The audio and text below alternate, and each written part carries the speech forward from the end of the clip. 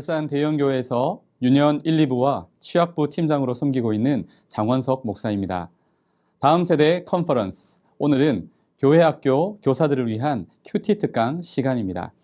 여러분, 큐티 하고 계시나요? 큐티, 성경 묵상, 그것은 과연 무엇일까요? 오늘 이 시간 저와 함께 살펴보며 여러분도 큐티를 통해, 성경 묵상을 통해 많은 영적인 유익을 얻으시고 또 우리의 다음 세대들에게 그 유익을 나누어 줄 수 있는 모든 교회학교 선생님들이 되시면 좋겠습니다. 자, 먼저 성경 묵상, 큐티란 무엇인가? 정의에 대해서 한번 살펴볼까요? 묵상의 사전적 의미, 눈을 감고 말없이 마음속으로 생각한다 라는 의미가 있습니다. 말없이 마음속으로 기도를 드린다 하는 것도 묵상의 또 다른 의미죠. 영어로 큐티라고 우리가 흔히 부르는데요. 큐티는 무엇의 약자입니까? Quiet time, 조용한 시간, 고요한 시간.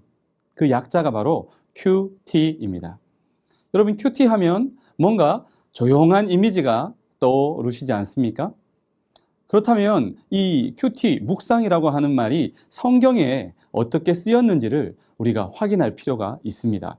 성경에서는 묵상이 어떻게 쓰였느냐, 두 가지 단어로 사용이 되고 있습니다. 먼저는 하가라고 하는 히브리어고요. 또 하나는 시아흐라고 하는 히브리어 단어입니다. 우리가 사전적 의미에서 살펴본 것처럼 조용하고 고요한 이미지의 묵상과 연결되는 단어는 이 하가와 시아흐 중에서 어느 단어일까요? 시아흐라는 단어입니다. 깊이 생각하다, 마음으로 숙고하다라는 뜻이죠. 하지만 성경이 말하는 묵상은 이 시아흐만 있는 것이 아닙니다. 우리가 놓치기 쉬운 부분인데요. 하가, 작은 소리로 읊조린다 하는 부분도 이 묵상에는 포함이 되는 것입니다. 마치 소가 여물을 계속해서 되새김질하는 것처럼 하나님의 말씀을 계속해서 작은 소리로 반복해서 읊조리고 또 생각하고 또 읊조리고, 이런 과정이 바로 하가요. 이 과정이 묵상이라는 것입니다. 정리해보면 성경 묵상이란 주님께서 나에게 주시는 말씀을 기억하고 암송하고 곱씹으면서, 이게 뭐죠? 하가. 의식적으로 그 말씀에 초점을 맞추면서 심사숙고, 이게 뭐죠? 시아흐.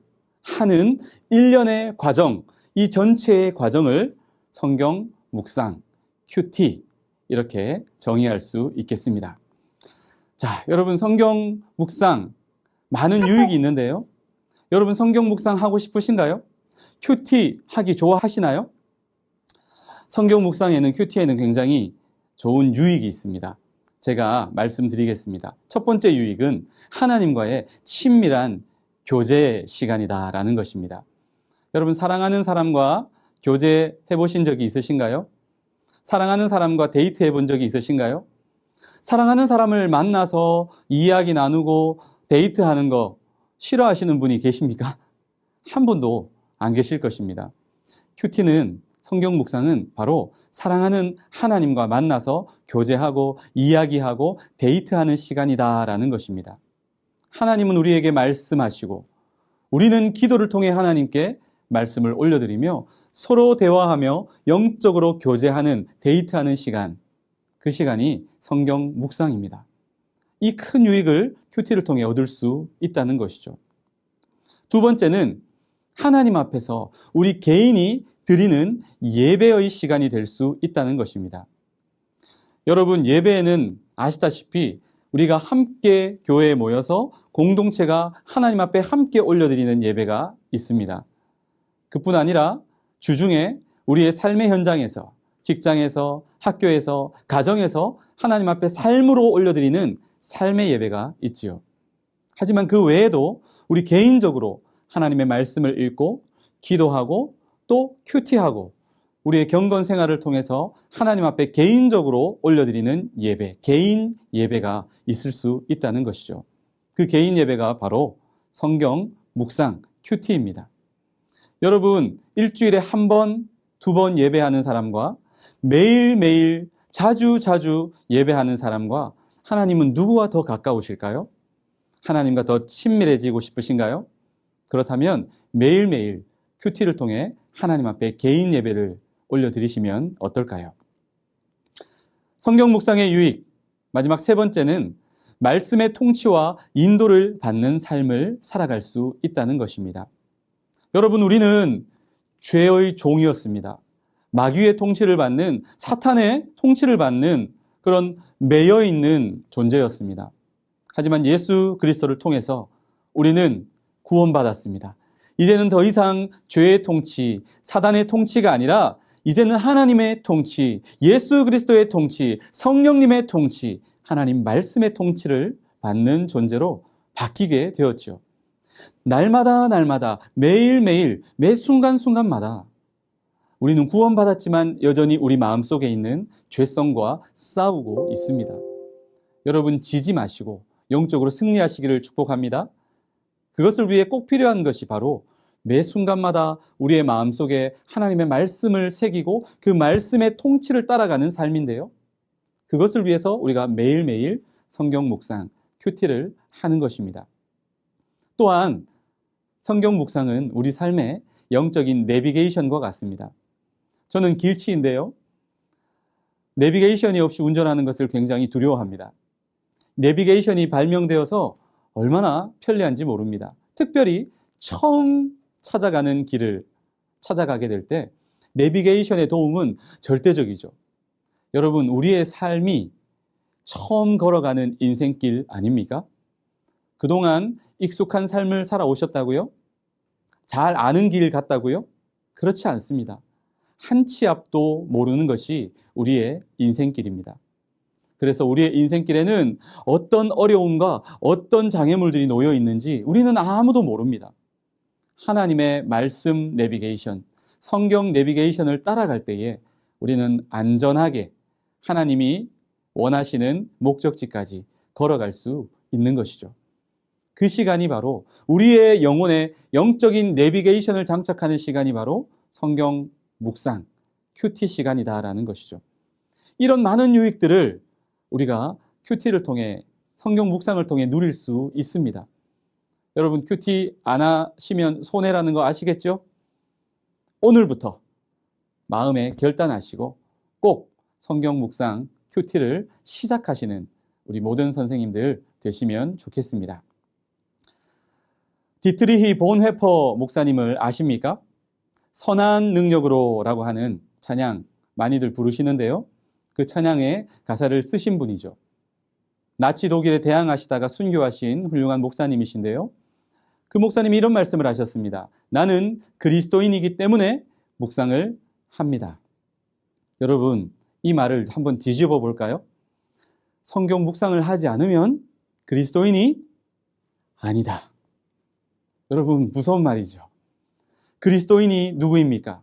그리스도와 사람인 합쳐진 말이 그리스도인인데요. 영어로는 Christian, Christ, 그리스도와 IAN이라고 하는 전미사가 합쳐진 말입니다.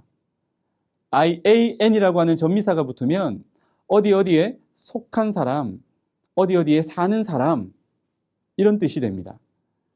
Christian은 무슨 뜻일까요? Christ, 예수 그리스도 안에 사는 사람, 예수 그리스도에게 속한 사람, 예수님처럼 사는 사람, 예수님을 닮은 사람, 그 사람이 크리스천이고 그 사람이 바로 그리스도인입니다.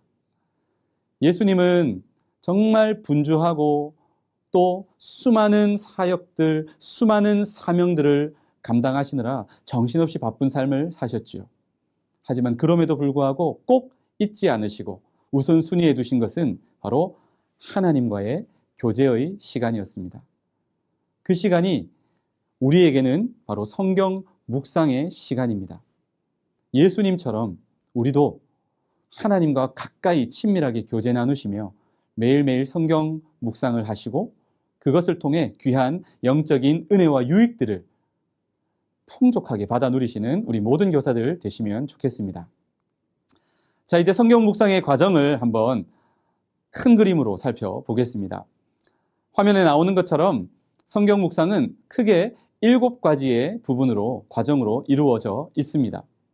자, 하나씩 저와 함께 살펴볼까요? 첫 번째 과정, 성경 묵상을 위한 준비입니다. 큐티의 모든 과정 가운데 가장 힘들고 어려운 부분이 바로 이 첫 번째 과정인 준비 과정이 아닐까 생각됩니다. 왜 그러냐? 여러분, 시작이 반이다 라고 하는 말 들어보셨죠? 왜 시작이 반일까요? 왜 시작이 반일까요? 시작하는 것이 그만큼 어렵기 때문에, 어떤 일을 하는 데 있어서 시작이 가장 힘들기 때문에 일단 시작했다라고 한다면 그것은 이미 반을 다 한 것이나 마찬가지다라는 말이죠. 큐티도 마찬가지입니다. 시작하는 부분, 시작하기까지 준비하는 과정이 가장 어려운 부분입니다. 출애굽기 34장 2절에 보시면 아침까지 준비하고 아침에 시내산에 올라와 산 꼭대기에서 내게 보이되, 하나님이 모세를 만나고 싶어 하십니다. 모세를 부르십니다. 이 하나님의 음성에 모세가 어떻게 반응합니까? 아침 일찍 일어나 준비해서 높은 산에 올라가는 수고를 하게 됩니다. 쉬운 일이 아니라는 것입니다. 마가복음 1장 35절에 보시면 새벽 오히려 미명에 예수께서 일어나 나가 한적한 곳 광야로 가서 거기서 기도하시더니, 예수님도 하나님과 교제하기 위해서 그 피곤하신 예수님이 밤잠을 줄이시며 새벽 일찍 일어나셔서 한적한 곳 광야까지 걸어가셔서 나가셔서 하나님을 만나고자 하시는 그 수고가 있었다라는 것입니다. 여러분, 위대한 하나님의 사람 모세니까 쉬웠을까요? 예수님이시니까 저절로 새벽이면 눈이 그냥 1시간 자고 2시간 자도 떠지는 걸까요? 그렇지 않습니다. 여기 있는 이 목사는요, 저절로 목사니까 새벽 기도하는 것이 쉬울까요? 그냥 새벽에 저절로 눈이 떠지고 쉽게 새벽 기도의 자리로 나올 수 있을까요? 그렇지 않습니다. 그렇지 않습니다. 매일매일 치열한 유혹과 치열한 내 안에 더 자고 싶은 마음과의 그 싸움에서 이겨내고 하나님 만나기 위해서 새벽 기도의 자리에 나오는 것입니다. 여러분, 모세도 쉽지 않았을 것입니다. 예수님도 결코 쉽지 않으셨을 거예요.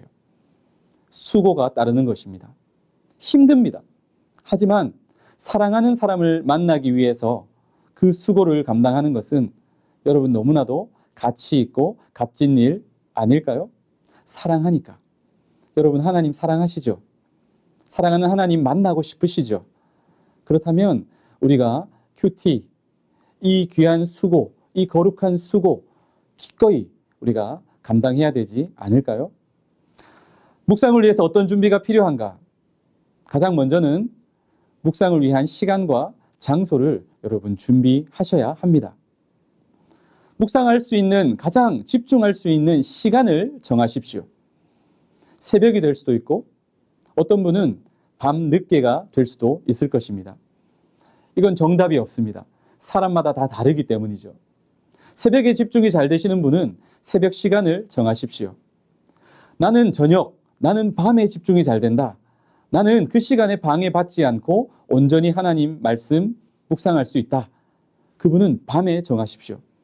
그렇지만 새벽을, 아침 시간을 권면해 드리는 이유가 있습니다. 그 이유가 뭘까요?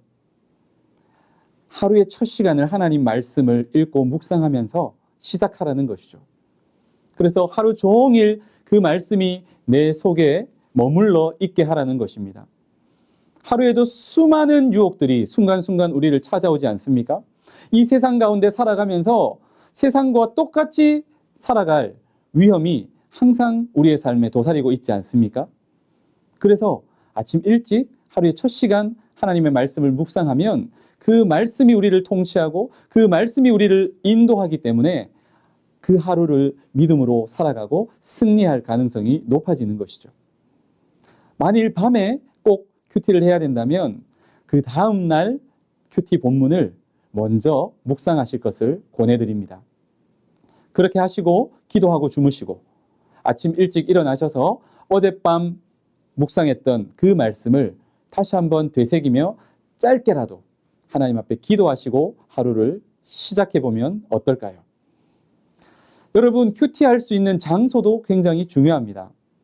사랑하는 가족들이 TV 앞에 모여서 하하호호 재밌게 TV를 보고 있는데 그 옆에 조용히 앉아서 여러분이 기도하고 성경을 묵상한다 생각해 보십시오. 말씀이 묵상이 될까요? 나도 모르는 사이에 TV에 그 주인공의 드라마 주인공의 대사가 내 마음에 들어오지 않을까요? 그 누구의 방해도 받지 않는 고요한 장소, 나만의 영적인 아지트를 준비하십시오. 저는 군대 시절 그런 장소가 있었습니다. 교회를 제외하고는요. 어떤 장소였느냐? 화장실이 저는 그렇게 좋더라고요. 화장실에서는 그 누구의 방해도 받지 않고 온전히 하나님을 만나고 하나님 말씀을 묵상할 수 있었기 때문입니다. 여러분, 교회에서도 그렇게 은혜가 되는 자리가 있으시죠? 내가 돈 주고 산 자리도 아닌데, 내가 전세 낸 것도 아닌데, 내가 늘 앉는 자리가 있습니다. 그 자리에 앉아서 예배할 때 특별히 집중이 잘 되고 마음이 평안하고 은혜가 되는 자리가 있지 않습니까? 어떨 때는 다른 누군가가 그 자리에 먼저 와서 앉아 있는 경우 비키라고 말하고 싶은 그런 자리 있지 않으십니까? 여러분, 그런 자리를 여러분의 삶에 만드시라는 것입니다. 큐티를 위해서. 또 무엇을 준비해야 하느냐? 성경과 성경 교재를 준비하십시오. 성경만으로도 큐티할 수 있습니다. 성경 말씀을 우리가 묵상하는 것이니까요. 하지만 성경 묵상 교재, 큐티 책을 구입하시는 것을 권면해 드립니다. 왜냐하면 하루하루 매일매일 묵상할 그 본문의 길이를 정하는 것이 우리들은 쉽지가 않기 때문입니다. 하지만 큐티 책을 구입하시면 친절하게 전문가들이 매일 먹을 수 있는 영적인 분량만큼 준비를 다 나누어서 해 놓았다는 것이죠. 여러분, 드시기만 하면, 요리해서 드시기만 하면 됩니다.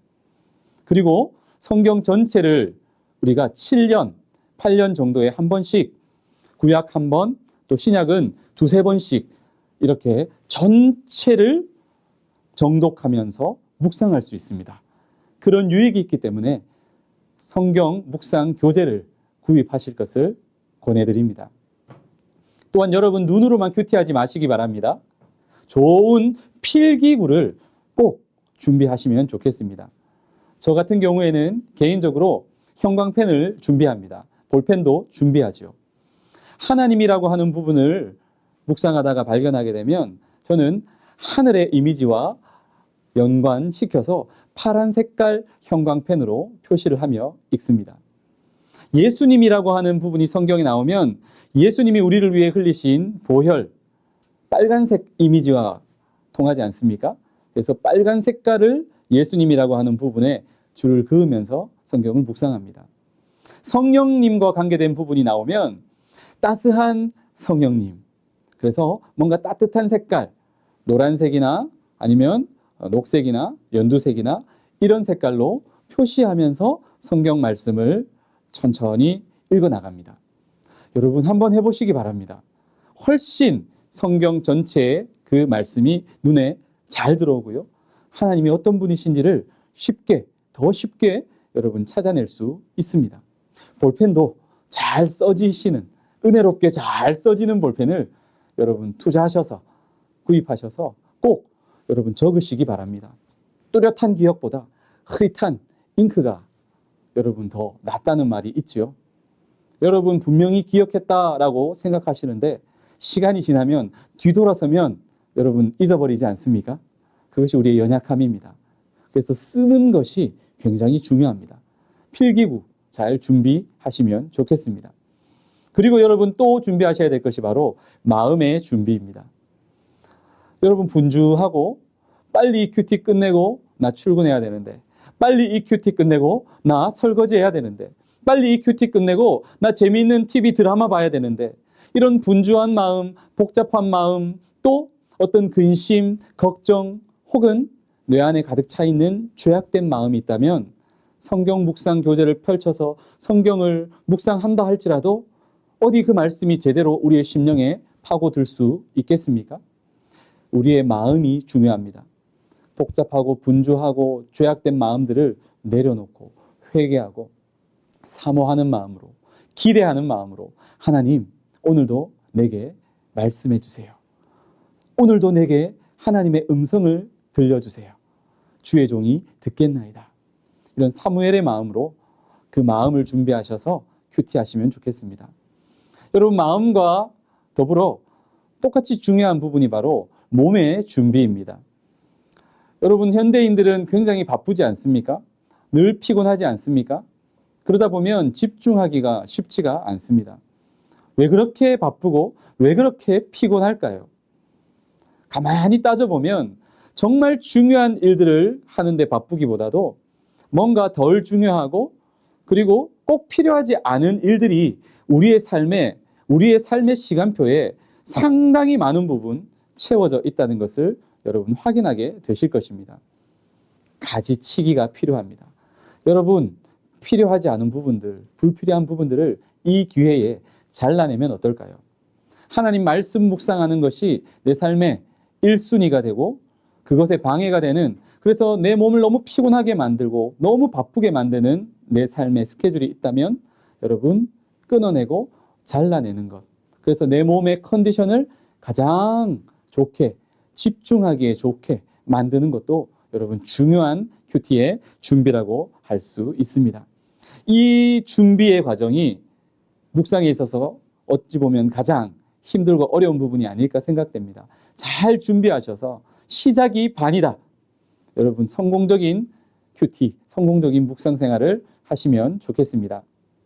두 번째, 묵상의 두 번째 과정은 바로 기도하기입니다. 묵상에 있어서 정말 중요한 부분인데 많은 사람들이 너무너무 소홀하게 여기는 부분이 바로 기도라는 것입니다. 묵상의 준비와 기도, 마음의 준비를 위해서도 기도하라고 말씀드렸습니다. 여러분, 기도로 준비하지 않으면 이 묵상은요, 냉랭한 국어 공부하는 시간에 불과합니다.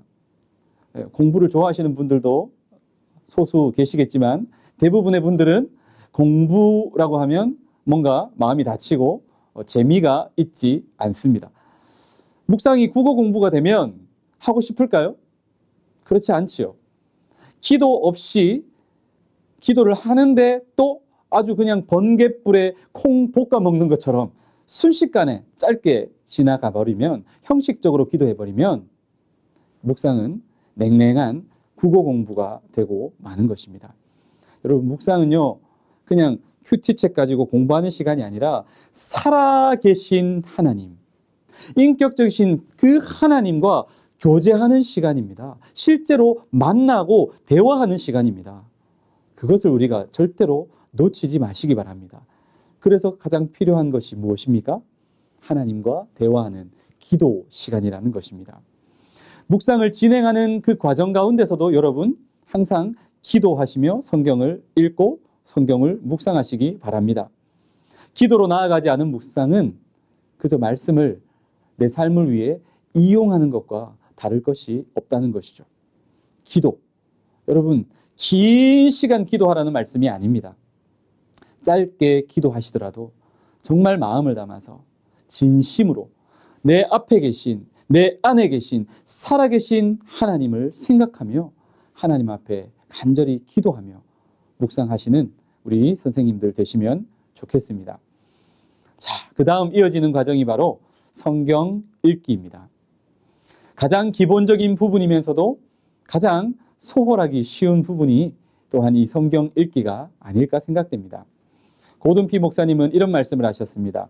사람들은 성경 본문을 꼼꼼하게 읽는 이 단순한 일도 제대로 잘 못하고 있다. 여러분, 성경 읽기 제대로 하고 계십니까? 묵상 시간에 성경을 제대로 읽고 계십니까? 많은 분들이 읽지 않습니다.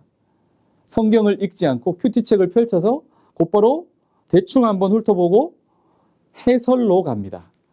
그래서 해설을 읽고는 덮어버리죠. 읽기의 부재입니다. 어떤 분들은 형식적, 피상적으로 성경을 읽습니다. 수박 겉핥기 식으로. 그렇게 읽어서는 깊이 파묻혀 있는 보화를, 영적인 보화를 캐낼 수 없겠죠.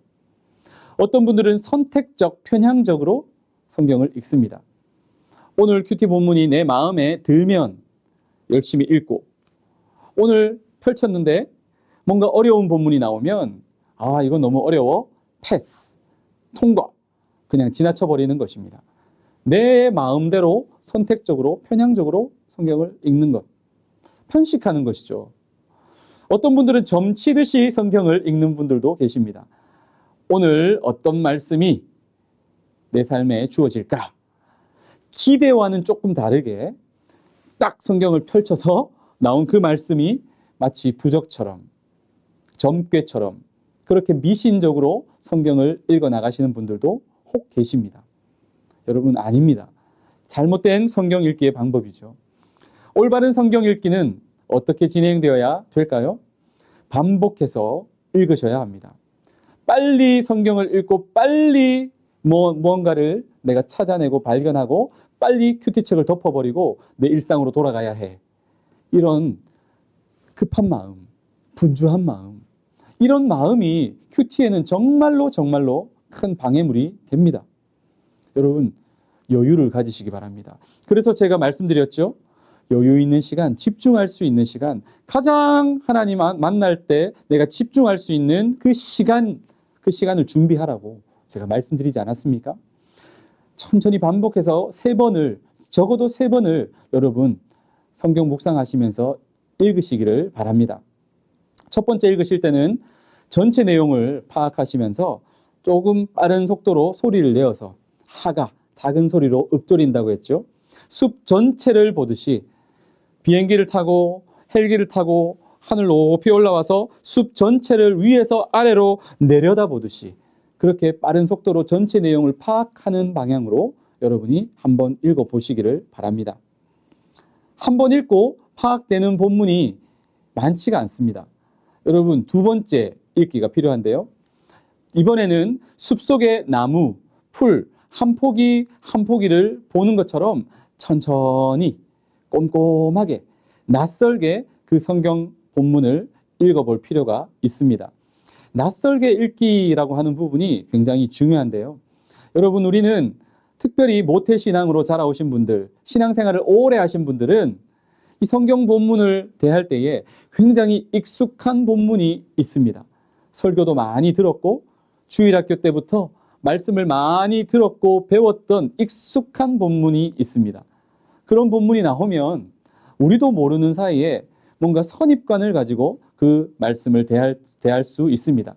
그러다 보면 정말로 그 말씀 깊이 숨겨져 있는 보화를 찾기 어려울 때가 있습니다.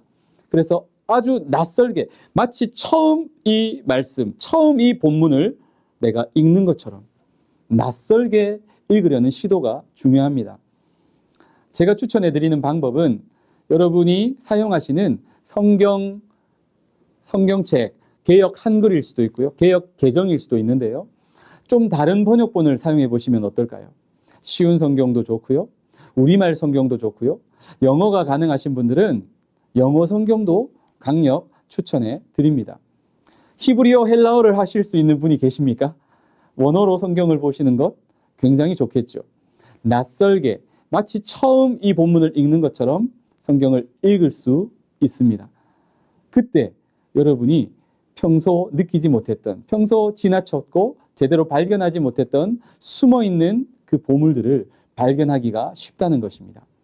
천천히 꼼꼼하게 낯설게 정독하면서 하나하나 여러분 나무를 보는 것처럼 풀을 보는 것처럼 성경을 다시 묵상하셔야 됩니다. 그리고 세 번째로 살림욕 하듯이 특히 은혜가 되는 부분이 나오면 밑줄을 그으면서 숲속을 산책하다가 거닐다가 정말 멋있고 내가 쉬고 싶은 그 나무가 있으면 그 나무 옆에 서서 잠시 내가 휴식하듯이 그런 마음으로 성경을 다시 한번 천천히 읽으면서 특별히 오늘 지금 내 마음에 은혜가 되고 와닿는 말씀, 와닿는 성경 구절이 있다면 그 구절을 깊이 묵상하고 반복해서 읽고 생각하면서 그렇게 다시 한번 성경을 읽어 나가는 것이죠. 시간이 꽤 걸릴 것입니다. 어떤 분들은 10분, 20분 이렇게 시간을 아예 정해놓고 큐티를 하시는데요. 저는 별로 권해드리고 싶지 않습니다. 여러분 여유 있게 데이트하는데 사랑하는 사람을 만나서 교제하는데 자, 우리에게 주어진 시간은 20분밖에 없어. 이러면 사랑하는 사람의 마음이 어떨까요? 다치겠죠. 사랑하는 사람을 만나서 교제하는 것보다 더 중요한 일이 어디에 있습니까? 여유를 가지시고 충분히 그 말씀이 내 심령에 새겨질 때까지 성경책을 덮어도 큐티책을 덮어도 오늘 하나님이 내게 주시는 그 말씀이 어떤 말씀인지 어떤 내용인지 어떤 줄거리인지 어떤 교훈을 주는지가 내 마음속에 어느 정도 새겨질 때까지 읽으셔야지 성경책을 덮어버리면 아무것도 기억이 나지 않는다면 아직 불충분한 것입니다. 성경을 더 반복해서 몇 번이고 여러분이 다시 읽으셔야 된다라는 것입니다. 자, 성경 묵상의 과정 7개의 과정 가운데 지금 우리는 준비, 그리고 기도, 성경 읽기까지 진행이 되었습니다. 다음 과정이 바로 성경 묵상의 하이라이트죠. 묵상입니다. 묵상에서는 두 질문 방식을 우리가 가장 많이 사용합니다. 두 질문 중에 첫 번째 질문은 하나님은 어떤 분이십니까? 하나님은 누구십니까? 를 찾는 것입니다.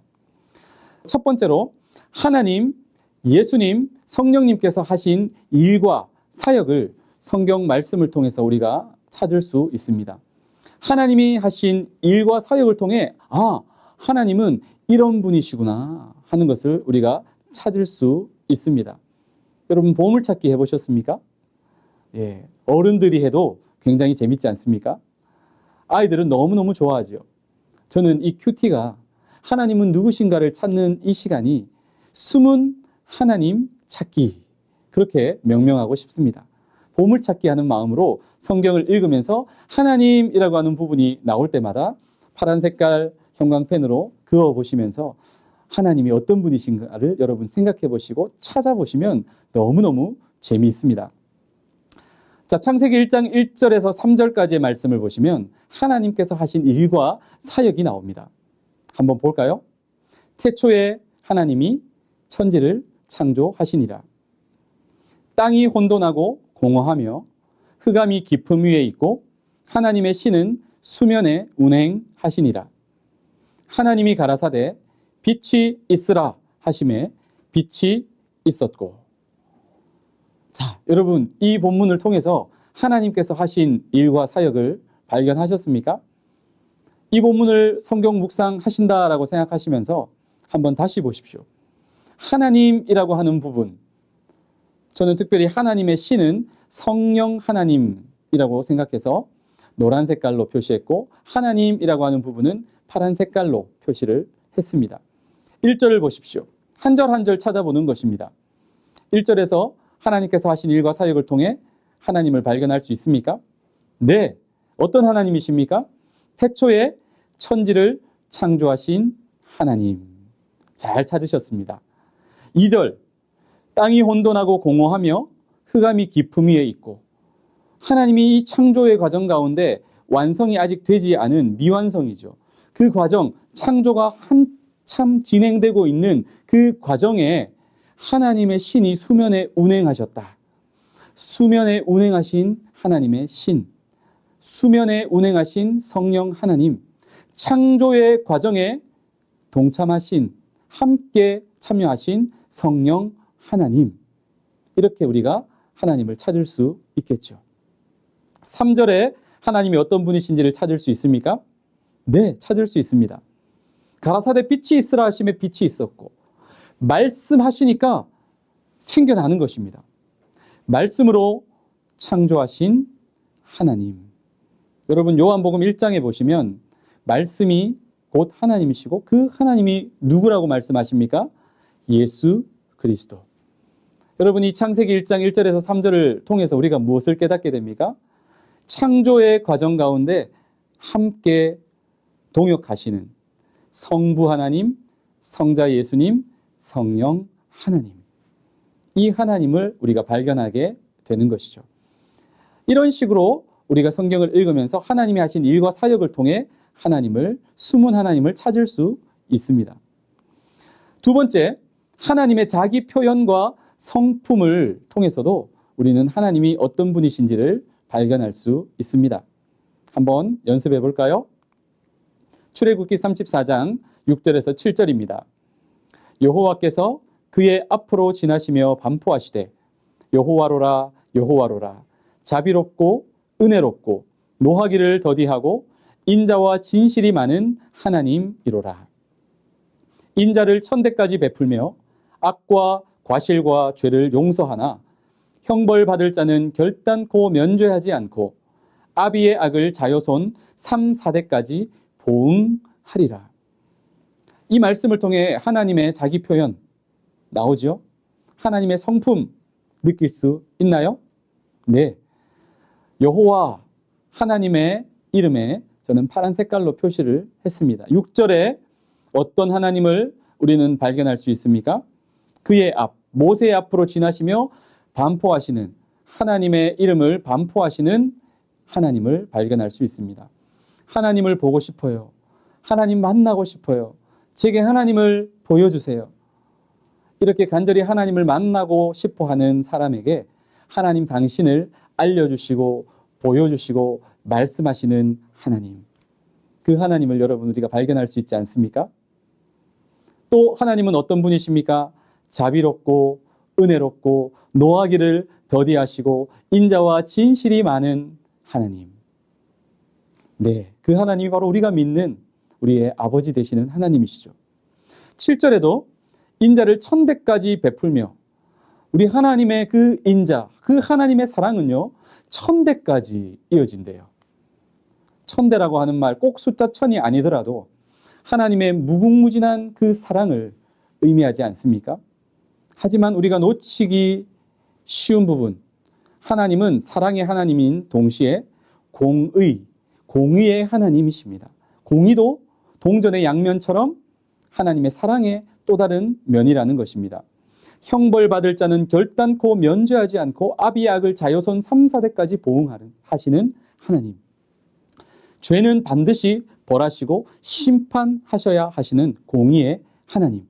그 하나님도 우리가 찾을 수 있죠. 하지만 여러분 비교해 보십시오. 하나님의 인자는 1000대까지, 하지만 하나님의 심판은 3, 4대까지.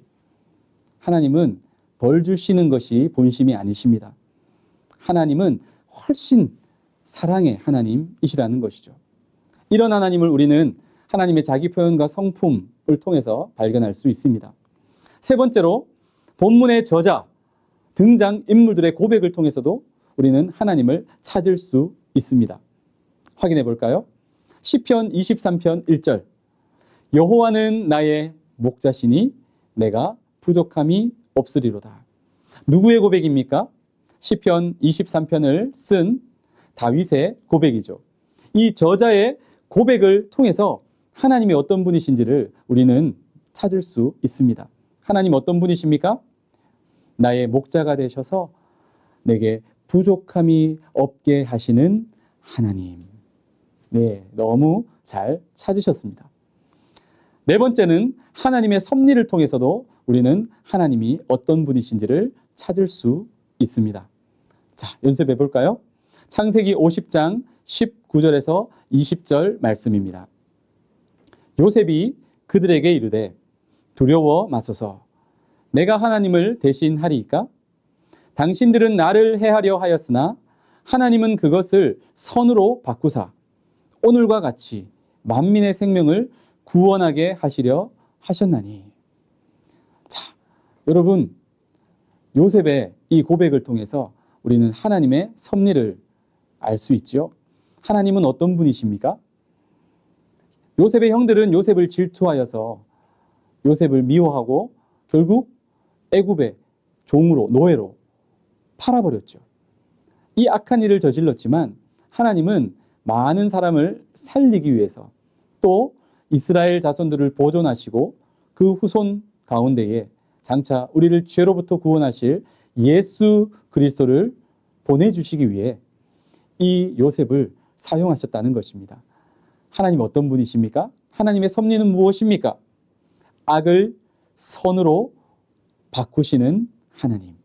그 하나님을 우리는 이 본문을 깊이 묵상하면서 발견하게 되는 것입니다. 자, 하나님 어떤 분인지를 찾고 묵상하는 방법 4가지를 소개했는데요. 하나님, 예수님, 성령님께서 하신 일과 사역, 하나님의 자기 표현과 성품, 본문의 저자나 등장인물의 고백, 하나님의 섭리, 성경을 읽다가 이런 부분이 나올 때 여러분 파란 색깔로 하나님에 대해서 표시하시면서 숨은 하나님을 찾아보십시오. 너무너무 은혜가 되고 또 재미가 있습니다. 첫 번째 질문은 하나님은 누구신가? 라면 두 번째 질문은 나에게, 우리에게 주시는 교훈은 무엇인가? 라는 것이 바로 이 두 질문 방식에 있어서 두 번째 질문입니다. 하나님은 어떤 분이신가를 찾는 것 너무너무 중요한데요. 또 중요한 것이 바로 내게 주시는 교훈을 찾는 것이 또한 중요합니다. 내게 주시는 교훈을 어떻게 찾고 묵상할 수 있습니까?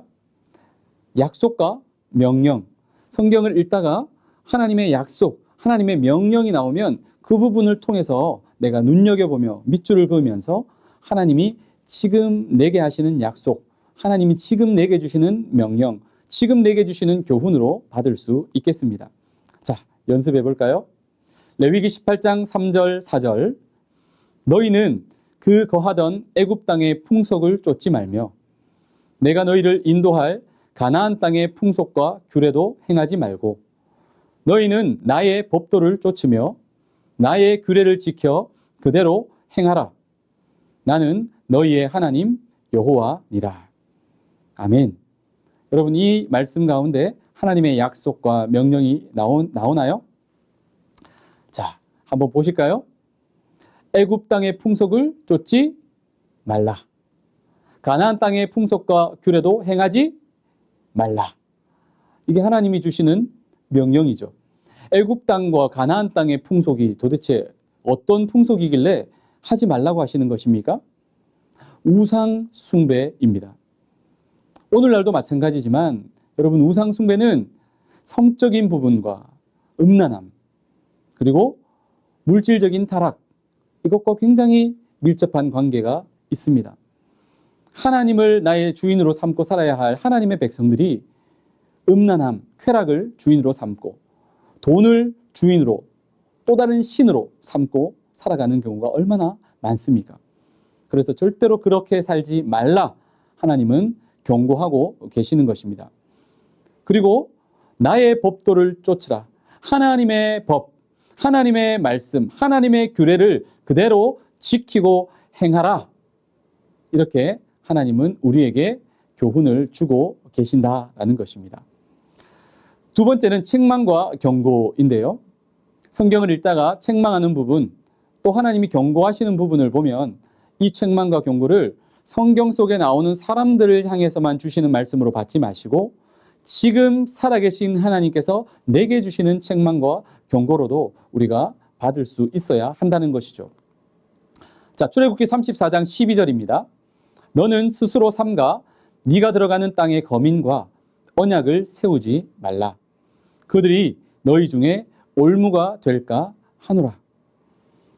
가나안 땅에 들어가거든 그 땅의 거민과 언약을 세우지 말라. 하나님이 경고하고 계십니다. 영어 성경으로 보면 Be very careful never to make a treaty. Very never 이런 아주 강한 강조하는 말들이 들어가 있습니다. 하나님이 아주 강력하게 엄하게 경고하고 있다는 것입니다. 왜 그렇게 하나님이 강하게 주의를 주시고 경고를 하시는 것일까요? 이 가나안 땅에 들어가서 그 땅의 거민과 언약을 세우고 그 땅 사람들이 살아가는 방식대로 우상 숭배하면서 살아가다 보면 결국에는 하나님의 백성으로서의 정체성 다 잃어버리게 된다는 것입니다. 가나안 사람처럼 세상 사람처럼 살 수밖에 없다는 것입니다. 하나님을 버리고 우상 숭배하는 그런 죄를 지을 수밖에 없다는 것이죠.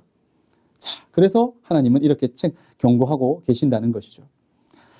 자, 마지막 세 번째는 본받을 점이나 본받지 말아야 할 점들이 성경을 읽다 보면 등장합니다.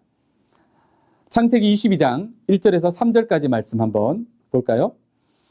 그 일 후에 하나님이 아브라함을 시험하시려고 그를 부르시되 아브라함아 하시니 그가 가로되 내가 여기 있나이다. 여호와께서 가라사대 내 아들 내 사랑하는 독자 이삭을 데리고 모리아 땅으로 가서 내가 내게 지시하는 한 산 거기서 그를 번제로 드리라. 아브라함이 아침에 일찍이 일어나 나귀의 안장을 지우고 두 사환과 그 아들 이삭을 데리고 번제에 쓸 나무를 쪼개어 가지고 떠나 하나님의 자기에게 지시하시는 곳으로 가더니. 여러분 많이 들어보신 익숙하신 본문 아닙니까?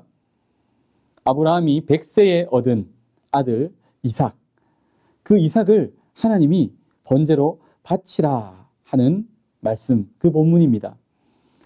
1절에 보시면 하나님이 아브라함을 부르십니다.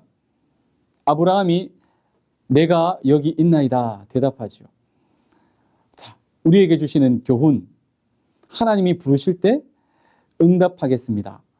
이렇게도 찾을 수 있겠지만 본문 전체의 문맥, 전체의 흐름을 볼 때에 이렇게까지는 찾지 않으셔도 됩니다.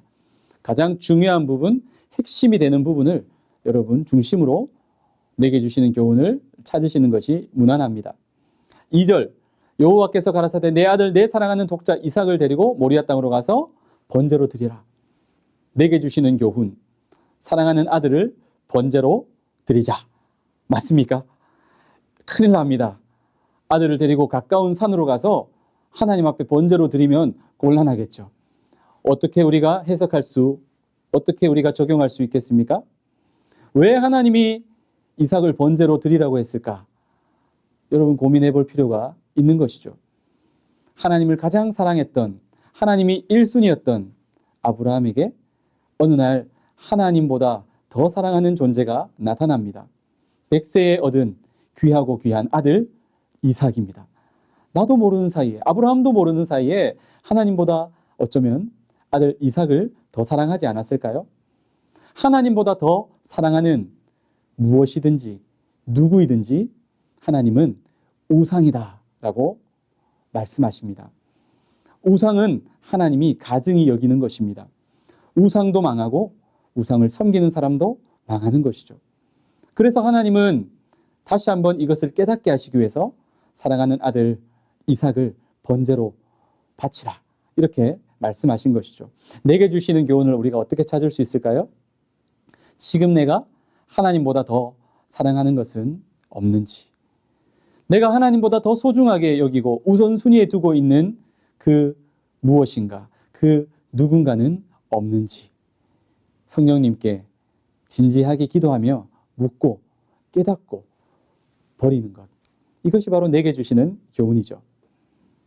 세 번째, 3절에 아브라함이 일찍 일어나 나귀의 안장을 지우고 번제에 쓸 나무를 쪼개어서 지시하시는 곳으로 갔지요.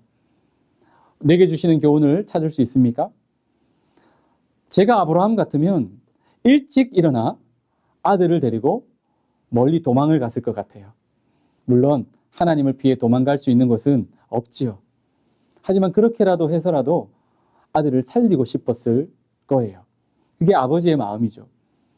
정말 하나님의 말씀이지만 순종하기 어려운 명령 아닙니까? 하지만 그럼에도 불구하고 아브라함은 어떻게 반응하고 있습니까?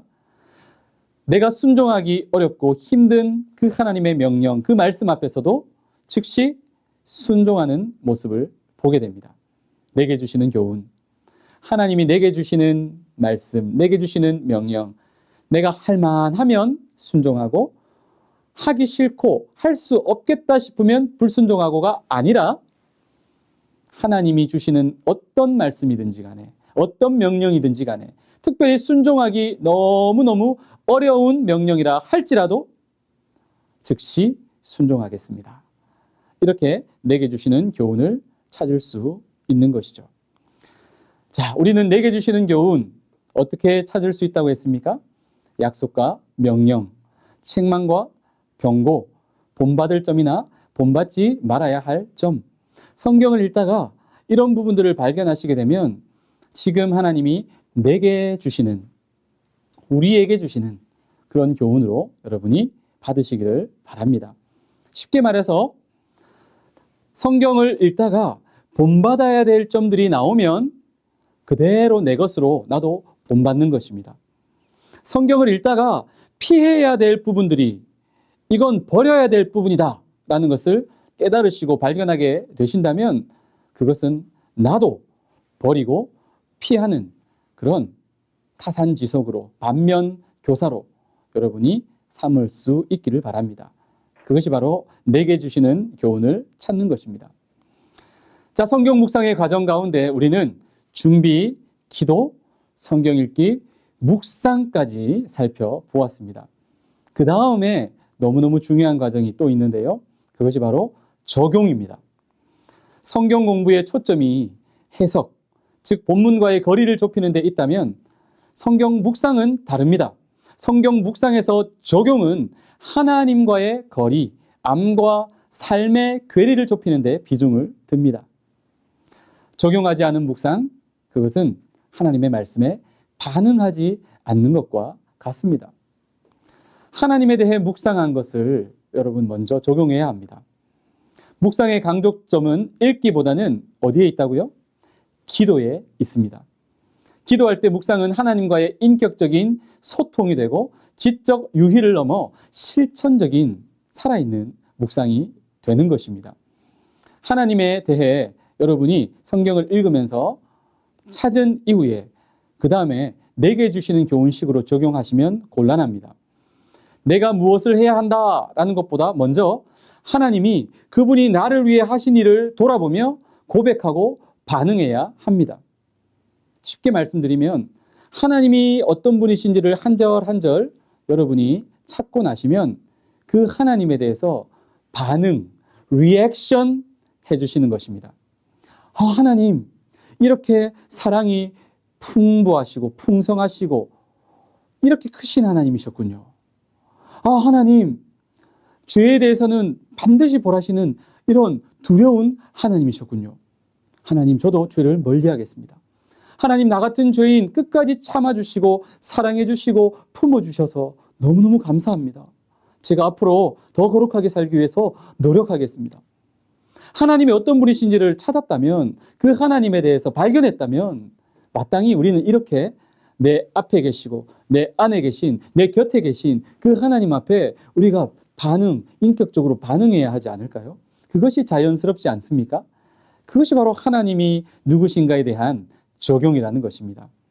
여러분, 이 과정 큐티 하시면서 이 과정을 여러분이 잘 그냥 넘어가 버리시는 경우들이 많았을 텐데요. 오늘부터는 꼭 기억하셔서 하나님이 누구신지를 찾고 나면 그 다음에 곧바로 하나님 이런 분이셨군요. 제가 몰랐습니다. 제가 놓치고 있었습니다. 제가 잊고 있었습니다. 하나님 너무 감사합니다. 하나님을 찬양합니다. 하나님 앞에 고백해 보시면 좋겠습니다. 말로만 고백하는 것이 아니라 여러분 적어 보십시오. 하나님 앞에 드리는 고백으로 기도문을 여러분이 한번 적어 보시기를 추천드립니다. 하나님은 누구신가에 대한 적용은 하나님에 대한 반응을, 리액션을 기도문으로 적어서 하나님 앞에 고백하는 것입니다.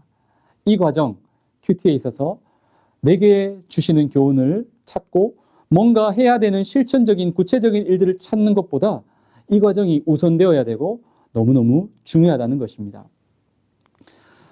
두 번째, 내게 주신 교훈에 대해서 묵상한 것도 우리가 잘 적용할 수 있어야 합니다. 적용의 범위를 보십시오. 적용은 말씀에 대한 인격적인 반응입니다. 본문의 의미를 깨닫고 이해한 것을 나 자신에게 비추어 보고 그 말씀을 따르는 것입니다. 이러한 반응은 지성, 감정, 의지로 나타날 수 있습니다. 저는 큐티를 하다가 잘 몰랐을 때는 늘 부담이 되었습니다. 오늘 큐티 하면서 내게 주시는 교훈, 이제 적용해야 되는데, 실천해야 되는데, 내가 뭘 실천해야 될까? 어떤 본문은 도무지 내가 어떤 행동으로 실천해야 될 본문을 찾기가 너무 어려운 거예요. 그래서 억지로 끼워 맞춰서 겨우겨우 겨우겨우 내가 해야 할 일들을 적기도 했습니다. 여러분, 아닙니다. 여러분, 꼭 의지적인 적용만 있는 것이 아닙니다. 때로는 어떤 지식적인 부분에 있어서 하나님에 대한 새로운 깨달음을 얻는 것도 적용이 될 수 있습니다. 때로는 어떤 감정적인 터치, 감정적인 변화에 있어서도 적용이 될 수 있습니다. 그리고 많은 부분 의지적인 적용, 우리의 삶에 당장 내가 행동을 바꾸고 삶을 바꾸고 어떤 결단하고 순종하고 실천하는 부분들, 그것도 적용이 될 수 있습니다. 지정의, 다양한 방식으로 적용이 이루어질 수 있다라는 것을 여러분이 꼭 기억하시면 큐티 하시는 데 있어서 훨씬 마음의 짐, 마음의 부담이 덜하실 것입니다. 적용하실 때는 5P, 5P, 5가지 P라고 하는 영어 단어로 시작되는 여러분 중요한 적용의 원리가 있습니다. 첫 번째 P는 personal, 개인적인 적용입니다. 어떤 분들은 설교 말씀을 들어도 그렇고요, 큐티를 해도 그렇고요, 꼭 나에게 적용하라고 하나님이 말씀하셨는데 이렇게 엉뚱한 적용을 하시는 분들이 있습니다. 오늘 이 말씀은 내 남편이 꼭 들었어야 되는데, 이 큐티, 이 묵상 본문은 내 자식이 봐야 되는데, 어떤 집사님이 보셔야 되는데, 이렇게 먼저 나에게 적용하지 않고 다른 누군가에게 먼저 적용하시는 분들이 있습니다. 올바른 적용이 아닙니다. personal, 개인적인 적용이 우선이라는 것을 꼭 기억하시기 바랍니다. 두 번째 P는 practical, 실용적인, 아주 구체적인 적용을 하셔야 된다라는 것입니다.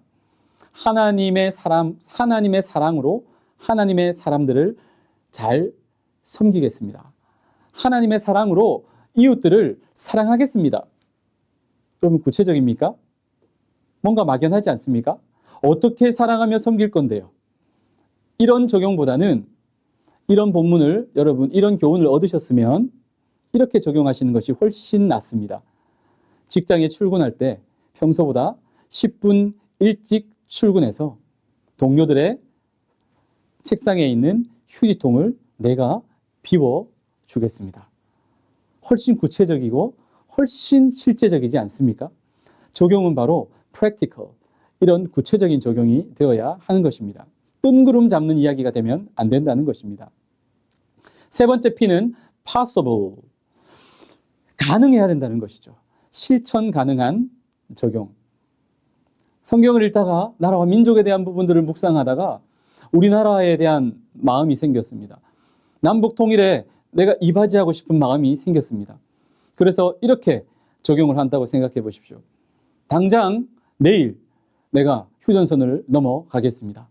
북한의 김정은과 만나서 단판을 짓겠습니다. 남북 통일을 이루겠습니다. 여러분, 실천 가능할까요? 그 자리에 시진핑도 부르고 바이든도 부르겠습니다.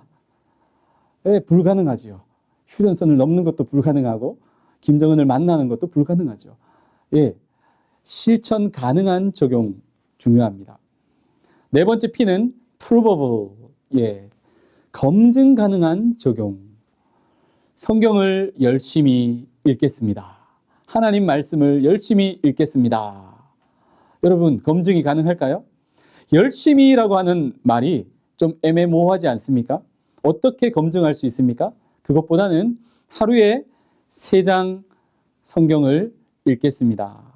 하루에 10장 성경을 읽겠습니다. 하루에 20장씩 성경을 읽겠습니다. 여러분, 하루에 40장씩 성경을 읽으면 한 달이면 성경 전체를 일독할 수 있고요.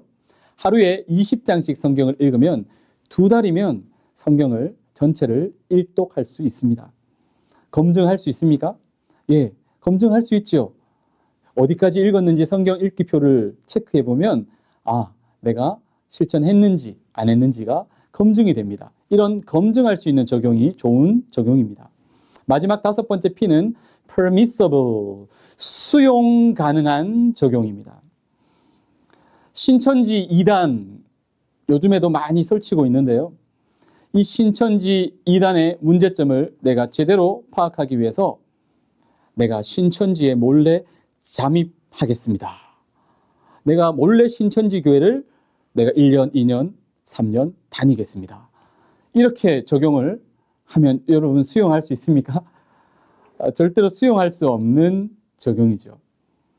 예수님을 믿고 교회에 나오시는 분들 가운데 아직도 술 문제, 담배 문제 해결하지 못하신 분들이 계시지 않습니까?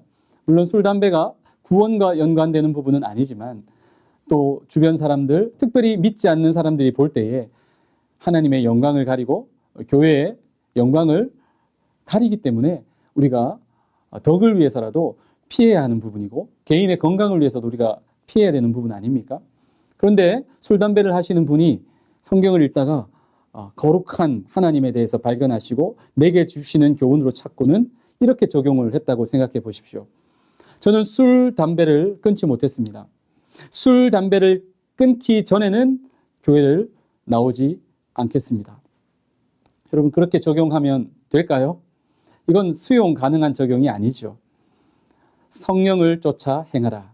그리하면 육체의 소욕을 이루지 아니하리라. 순서가 바뀐 것입니다. 하나님을 가까이 하고 열심히 묵상하고 예배하고 하나님 닮아가기 위해서 힘쓰고 노력하다 보면 나도 모르는 사이에 술 맛도 담배 맛도 세상의 죄악을 즐기던 그 입맛도 다 바뀌고 떨어지고 내 삶이 점점 예수님 닮은 삶으로 변화되는 줄 믿습니다. 고로 술, 담배 하셔도 교회는 나오셔야 됩니다. 예배 더 잘 나오셔야 됩니다.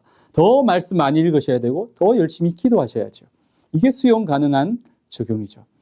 적용의 5가지 5P 원리 여러분 잘 기억하셔서 건강하게 여러분이 잘 내게 주시는 교훈을 적용하시면 좋겠습니다. 자, 이제 막바지를 향해 가고 있습니다.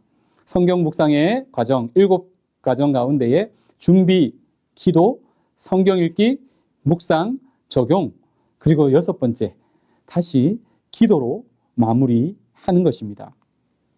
본문 속에서 만난 하나님, 그 하나님을 어떻게 우리가 적용해야 된다고 했죠? 하나님이 누구신가를 찾고 나면 그 하나님에 대한 리액션, 반응으로서의 기도문을 적으라고 했죠.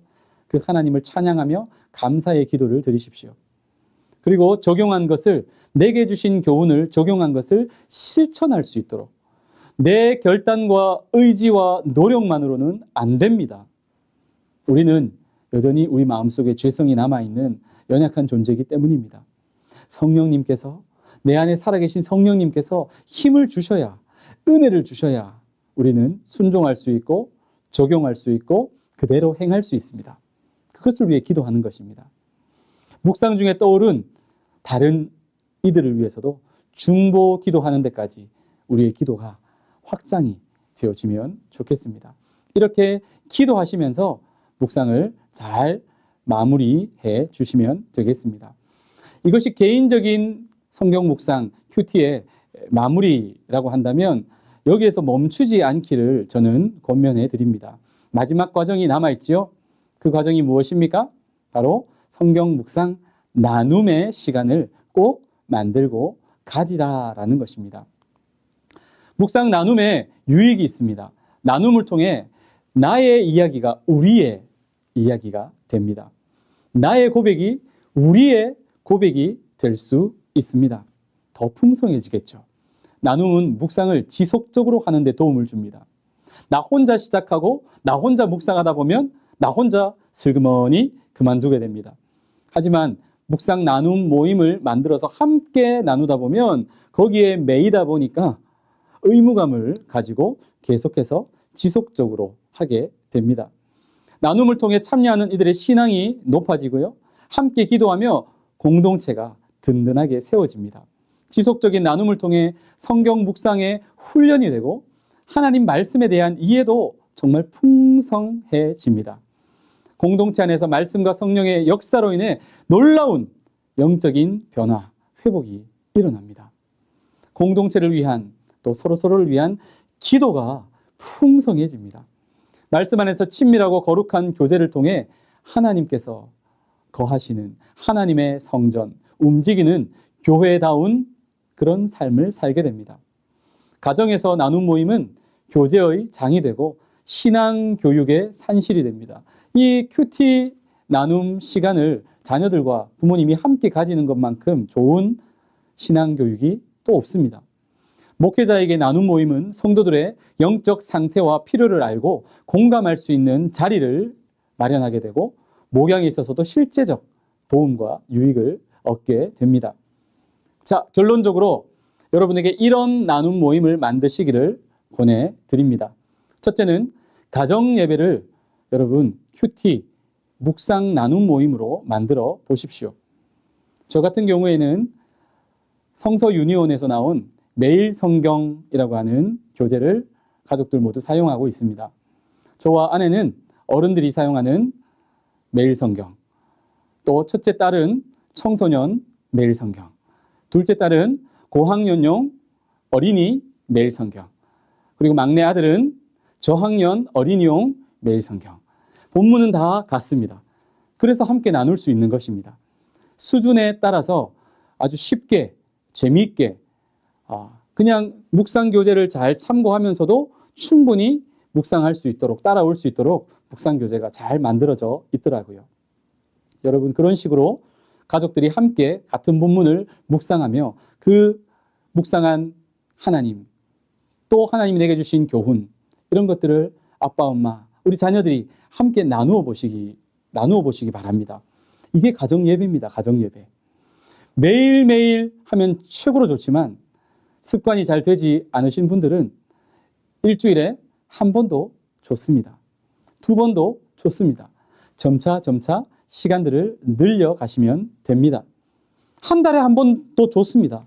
여러분 꼭 큐티의 날, 성경 묵상 나눔의 날을 가족들과 함께 정하시고 온 가족이 함께 하나님의 말씀을 묵상해 보시지 않으시겠습니까? 가정이 천국으로 변화될 것입니다. 두 번째로 구역 모임을 나눔 모임으로 시도해 보시기 바랍니다. 교회에서 여러분이 속해 있는 구역 안에서 구역장님과 구역 식구들이 함께 같은 본문을 가지고 성경을 묵상하고 나누고 내게 은혜가 된 부분들을 나눈다면 정말 풍성한 은혜를 누리게 되실 것이고 인간적인 그런 교제뿐만이 아니라 영적인 교제로 끈끈하게 묶여있는 그런 은혜 충만한 구역을 만들게 되실 것입니다. 학교에서도 직장에서도 친구들과 또 믿음의 동료들과 함께 점심시간이나 또 쉬는 시간 이용해서 여러분 일하는 시간에는 공부하는 시간에는 열심히 공부하시고 일하시기 바랍니다. 절대로 그것이 믿음 좋은 것이 아닙니다. 일하는 시간에 성경을 보거나 공부하는 시간에 성경을 보는 것이 믿음 좋은 것이 아닙니다. 그 시간에는 열심히 충실하게 감당하시고 쉬는 시간이나 퇴근하거나 아니면 식사 빨리 하시고 좀 시간을 내어서 그렇게 동료들과 친구들과 함께 성경 묵상을 함께 해보십시오. 여러분의 학교 생활, 여러분의 직장 생활에 활력소가 되실 것입니다. 엄청나게 큰 힘이 되실 것입니다. 오늘 이 시간은 교회 학교 교사들을 위한 큐티 특강 시간 아닙니까? 마지막으로 교회 학교 같은 반 교사와 우리 친구들이 같은 본문으로 큐티를 매일 하시고 시간을 정하셔서 내가 받은 은혜들을 내가 만난 하나님을 한번 나누어 보시지 않으시겠습니까? 그 어떤 영적인 가르침보다 이 묵상 나눔을 통해서 우리 아이들의 평생의 가슴에 새겨질 잊혀지지 않을 하나님의 놀라운 교훈들을 심어줄 수 있을 것입니다. 자, 여러분, 기도는 어떻게 배울 수 있나요? 기도는 여러 가지 수많은 이론들이 있지만 기도는 기도해야 배울 수 있다. 기도는 기도함으로써 배울 수 있다라는 말 여러분 들어보셨죠? 저는 큐티도 마찬가지라고 생각합니다. 성경 묵상도 마찬가지라고 생각합니다. 저는 오늘 큐티 특강을 통해서 이론적인 부분들도 여러분과 함께 짧은 시간 나누었지만 큐티는요, 결국에는 해야 합니다. 큐티는 큐티함으로써 성경 묵상 실제로 내가 해봄으로써 배우게 되고 익숙하게 되고 더 성장하게 되고 여러분 탁월한 성경 묵상의 사람이 될 수 있습니다. 여러분 더 미루지 마시고 오늘부터 지금부터 성경 묵상 시작해 보시기를 바랍니다. 성경 묵상을 통해 날마다 날마다 나에게 친밀하게 말씀하시고 나의 삶을 이끄시고 인도하시고 축복하시며 그 복을 나누며 믿음으로 승리하기를 원하시는 그 하나님을 여러분이 정말 깊이 체험하시고 경험하게 되실 줄 믿습니다. 아무쪼록 사랑하는 우리 교회학교 교사 여러분, 코로나로 말미암아 참 위기 가운데 영적인 큰 위기를 만난 오늘날 이 시대 가운데서도 우리는 큐티, 성경 묵상이라고 하는 이 강력한 영적인 무기를 손에 들고 다시 한번 하나님의 역전의 은혜, 그것을 맛보시고 또 받아 누리시는 우리 모든 선생님들 되시기를 예수님의 이름으로 축복합니다.